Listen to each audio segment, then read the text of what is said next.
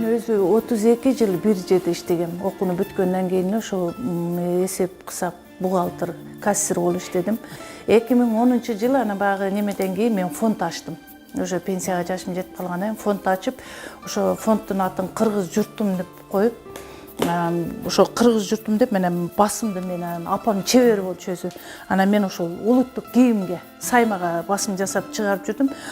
Ошол фонддо биринчи ачканымда эле бир 20-30 адам болгон да, мүмкүнчүлүгү чектелген, анан жалгыз бой энелер депчи.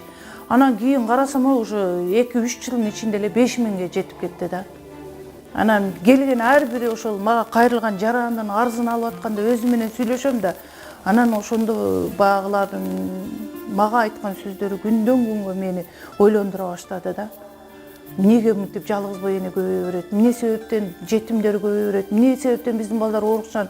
Эмне биз акыркы мезгилдерде биз аялдар ушундай жакшы бала төрөй албай калдыкпы депчи. Анан кийин жанагы коомду деле бардык нерсени өзгөртө турган бул энелер экен да. Анан энелердин тамагына анан басым жасадым ошо апам атынан коюп, Гүлазага айтып таптысы деп ушуну чыгардым. Бул ошол бул Манаста бар Гүлазык деп айтылат. Баары эле сурайт, Гүлазык дегенде эле эмнени же эмнени түшүндүрөт? Гүл деген бул эне, апа. Азык дегендер ошо дан азыгы, эт азыгы дегендей. Мына алма, өзүбүздүн эле жергиликтүү алма.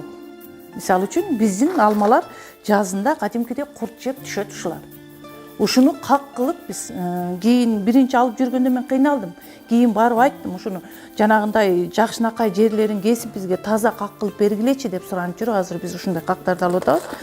Көбүнчө эле жеңил тамак отобадык, ролтон деп коюшабы, ролтонду деле мен ошо күчүкөбөсүн жебей койгом.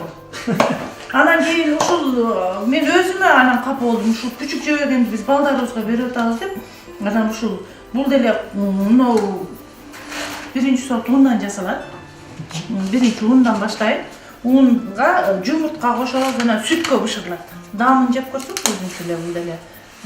Анан биз ушуну сындырып туруп, мындай ушуга салабыз дагы. Ошол эле дагы эле баягы мунун мурдары биздин апаларыбыз орозо малында ишчи чоңоталарыбыз. Ошо сары майды салып, бир аз суу куябыз мынага. Сары майды салгандан кийин буга сууну куюп, анан кийин мына куруту бар. Ошону салып туруп жесе, курсагыңарды ачпайт. Жанагындай мындай дарыларыңар эмес, таза. Тамак үчүн мына көрүң, бияктарын эки жагын каттап, неме кылып бышырабыз. Жумуртка бул өзүнчө эле ашказанга дагы мындай дрожжу жок, мисалы үчүн химикат жок. Мен айрымаланат, бул ачыкка неме алган. Анан мына жармабыз.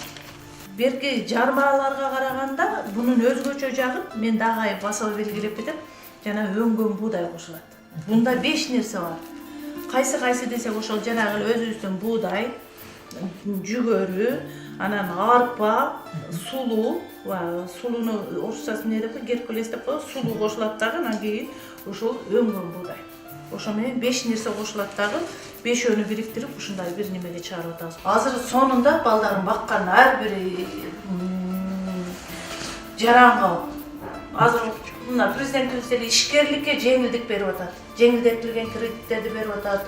Баардыгын жеңилдетип атат. Кыздарга деле иштесе болот да. Мен ошо иш жок деген адамдарга мен кайгырам да. Кантип эле иш жок. Ошо иш жок дегендер үйүндө деле үйүн жыйнабайт да. Мен ушинтип айтам да. Жок деген өзү жаман нерсе да.